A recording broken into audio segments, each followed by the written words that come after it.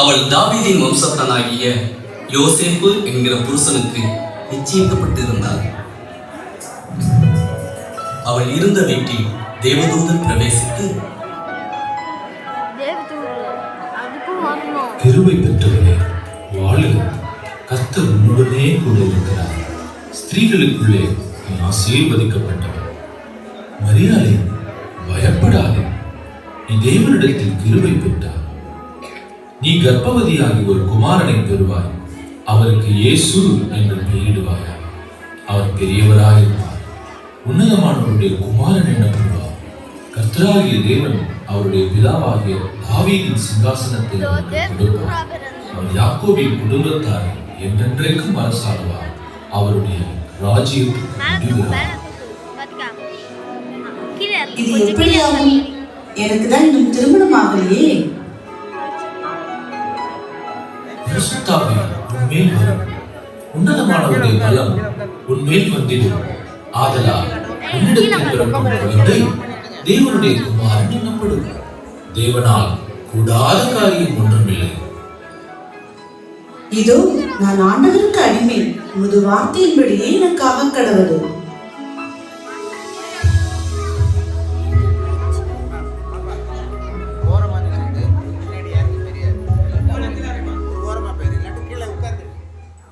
மரியாள் யோசேப்புக்கு நியமிக்கப்பட்டிருக்கையில் அவர்கள் கூடி வரும் முன்னே அவள் பரிசுத்த ஆவியினாலே கர்ப்பவதி ஆனாள் என்று காணப்பட்டது. மரியாள் மிகவும் நல்லவள், ஆனால் அவள் கருவுற்றிருக்கிறாள். இதை கேள்விப்பட்டால் இந்த சமூகம் என்ன சொல்லும்? மரியாளை தவறாக பேசுவதை நான் எப்படி அனுமதிக்க முடியும்? யாருக்கும் தெரியாமல் மரியாதையிலிருந்து விலகி விடலாமா? என்ன செய்வது? ஒரே குழப்பமாக உள்ளது.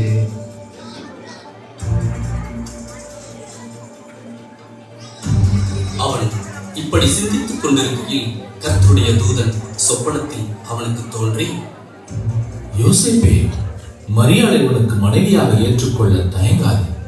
அவள் கருவில் இருக்கும் குழந்தை பரிசுத்த ஆவியினால் உண்டானது. அவள் ஒரு மகனை பெற்றெடுப்பாள். அந்த குழந்தைக்கு இயேசு என்று பெயரிடுவாயா. அவர் ஜனங்களின் பாவங்களை நீக்கி ரட்சிப்பார். இவையெல்லாம் தீர்க்கதரிசிகள் சொன்னவைகளின் நிறைவேறுதலுக்காக நடக்கிறது. அவருக்கு இம்மானுவேல் என்று பெயரிடுவார்கள். இம்மானுவேல் என்பதற்கு தேவன் நம்மோடு இருக்கிறார் என்று அர்த்தம். யோசேப்பு நித்திரை தெளிந்து எழுந்து கர்த்தருடைய தூதன் தனக்கு கட்டளையிட்டபடியே தன் மனைவியை சேர்த்துக் கொண்டான்.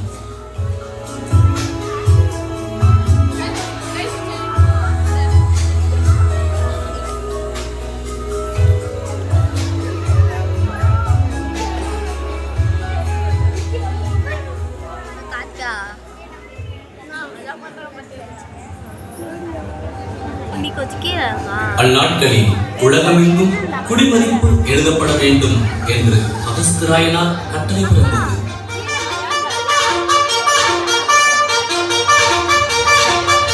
நம் நாட்டு பேரரசர் ஒரு ஆணையிட்டுள்ளார். நம் நாட்டு மக்கள் அனைவரும் அவரவர் சொந்த ஊருக்கு சென்று தங்கள் பெயர் முகவரி பதிவு செய்ய வேண்டும். இது நம் நாட்டின் முதல் கணக்கெடுப்பு. ஆதலால் அனைவரும் இதை கட்டாயம் கடைபிடிக்க வேண்டும். இது அரசரின் கட்டளை.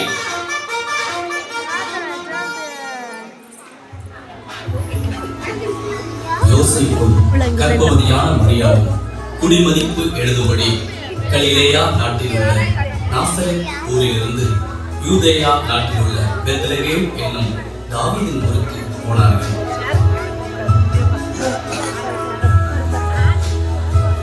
நாம் எப்படி ஊருக்கு செல்வோம்? மரியாளே, நீ கவலைப்படாதே, உன்னை நான் பத்திரமாக அழைத்து போகிறேன்.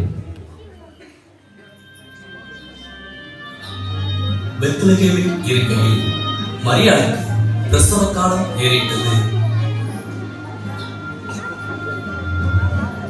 என்ன ஆச்சு மரியா? உனக்கு களைப்பா இருக்கா? ஆமாம், எனக்கு மிகவும் களைப்பாய் இருக்கிறது. நாம் எங்கேயாவது தங்கலாமா? சரி சரி, நாம் தங்குவதற்கு ஒரு நல்ல இடம் பார்த்து விட்டு வருகிறேன். நீ சற்று நேரம் காத்திரு, நான் இப்பொழுதே வந்து விடுகிறேன்.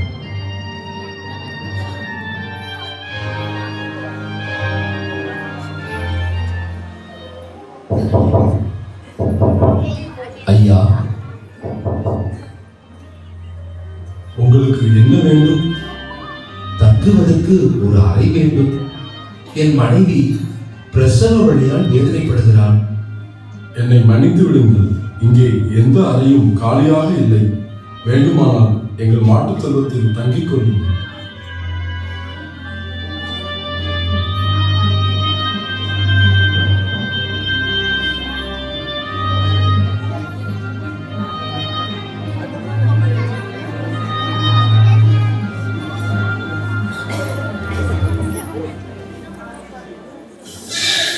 மரியா பிள்ளையை எடுத்து துணிகளில் சுற்றி முன்னணியில் கிடந்தார்.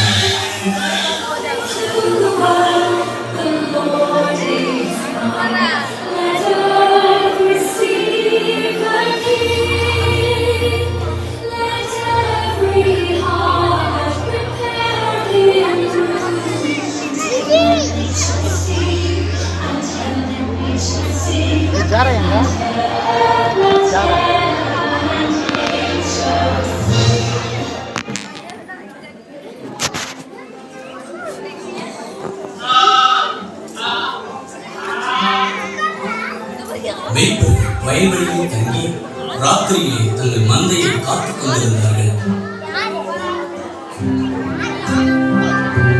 அப்பொழுது கர்த்தருடைய தூதன் அவர்களிடத்தில் வந்து நின்றார். என்ன இது இவ்வளவு வெளிச்சமா இருக்கே? தேவதூதனை போல் உள்ளதே.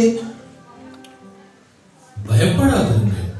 இதோ எல்லா ஜனத்துக்கும் மிகுந்த சந்தோஷத்தை உண்டாக்கும் நற்செய்தியை உங்களுக்கு அறிவிக்கிறேன். இன்று கர்த்தராகிய கிறிஸ்து என்னும் ரட்சகர் உங்களுக்காக தாவீதின் ஊரில் பிறந்திருக்கிறார். பிள்ளையை துணிகளில் சுற்றி முன்னணியில் கிடத்தியிருக்க காண்பீர்கள். இதுவே உங்களுக்கு அடையாளம்.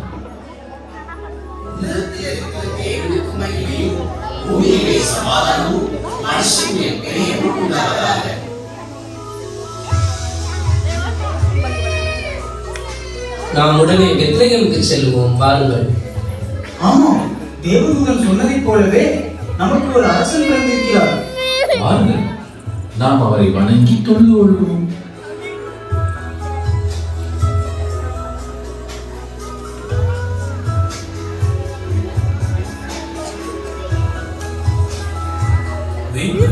தீவிரமாய் மரியாதையும் யோசேப்பையும் முன்னணியில் கிடத்திருந்த பிள்ளையும் கண்டு பணிந்து கொண்டார்கள்.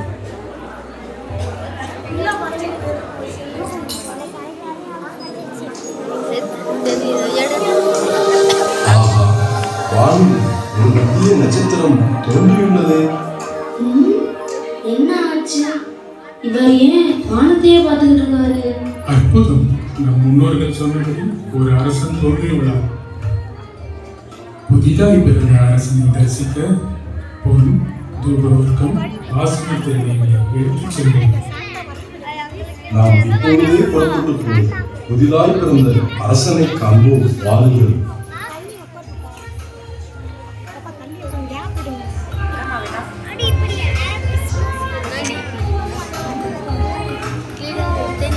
நாங்கள் வானசாஸ்திரிகள், கிழக்கிலிருந்து வந்தோம். இவரே மீட்பர், இவரே இரட்சகர். இதோ நாங்கள் கொண்டு வந்த காணிக்கையை செலுத்தி அணிந்து கொள்வோம்.